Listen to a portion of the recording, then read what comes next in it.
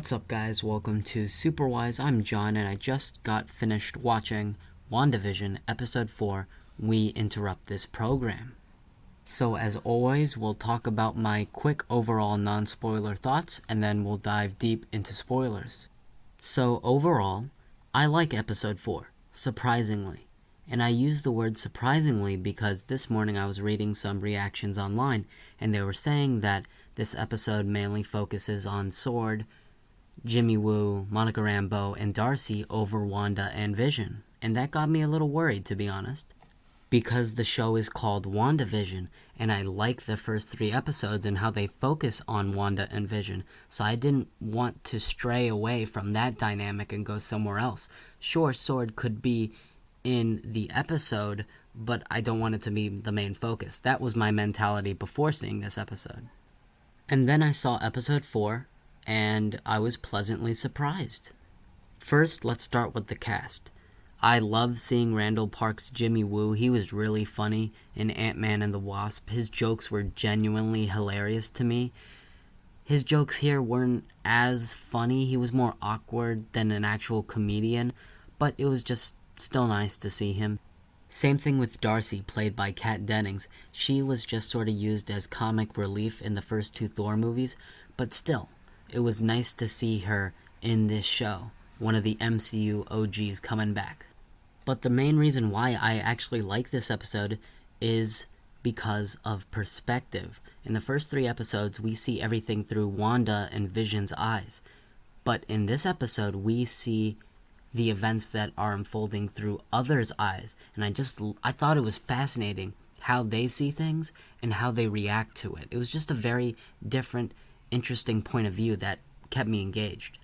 I also like how this story is being slowly but surely unraveled, like the mysteries that were teased in the first 3 episodes are being explained and revealed here, like the beekeeper, like Jimmy Woo on the radio talking to Wanda, like the helicopter in color that Wanda saw. So overall, I like this episode. It's not as creative or inventive or unique as the other 3 episodes for obvious reasons. This episode was more of the same MCU we know and love. It just feels like the same generic average Marvel movie. And there's actually no problem with that because it's actually a nice change of pace from the other 3 episodes that we get. I actually welcome the standard MCU tone and feel in this episode. So that was the non-spoiler review, and I thought I was going to go really deep into spoilers and talk about them, but surprisingly I only want to talk about a couple of things, spoiler-wise, because I think I said everything I needed to say in my non-spoiler review. So let's talk those quick spoilers, shall we? Wow, let's talk about that opening scene. It's easily my favorite scene of the entire series so far, when Monica Rambeau gets blipped back to life and she's walking through the hospital realizing that she's been gone for 5 years. It's just such a suspenseful and intense scene when she realizes that her mother died of cancer while she was gone. It was just, everything about that scene was great, and it set up the serious tone and mood of the rest of the episode. It was very effective, and one of my common complaints of the current MCU is that you have a serious and intense scene, and then 5 seconds later it's ruined by an inappropriate joke that's totally out of place. And for instance, in Spider-Man Far From Home, when everyone's blipped back, it's used as a comedic joke, and admittedly I laughed because it was funny how they did it, but in reality, you've been snapped, you've been gone 5 years, it's a serious occasion. Some of the people that you might have known are dead because you've been gone so long. It's a serious moment. And the way this episode's opening scene was filmed and how intense it was a truly serious moment, and it worked and it was effective, and I absolutely loved it. That opening scene reminded me of the scene in Endgame where Paul Rudd was gone for 5 years in the quantum realm, and he came out to the real world and realized that his daughter had aged, everyone had moved on, and things were completely different. That was an intense and beautiful scene, how that was done. It was amazing. And the same thing applies with the Monica Rambeau opening scene. And also, let's quickly talk about that ending. So at the beginning of the episode, Monica Rambeau gets teleported into Wanda's reality, and then by the end of the third episode, she's kicked out of that reality.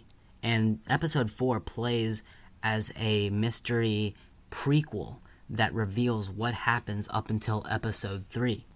And at the end of episode 4, Monica says it's Wanda. It's all Wanda, or something like that. So it seems like she's saying that Wanda has created this fake reality in Westview, and she's controlling it, and after she got kicked out of this reality, she's realizing this.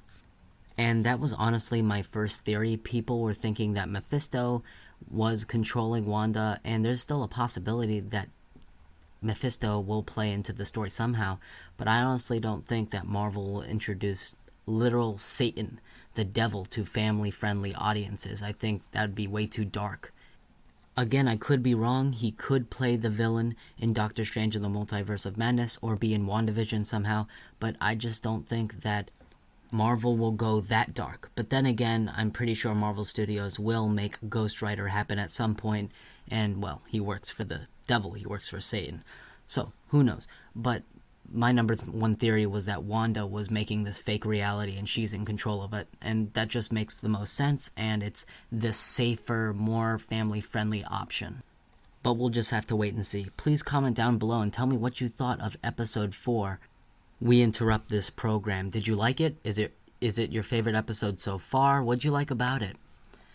Please remember to like, share, comment, and subscribe. I'm at 169 subs, literally so close to 170. If we can get there, that'd be amazing. So subscribe and remember my catchphrase, stay superwise.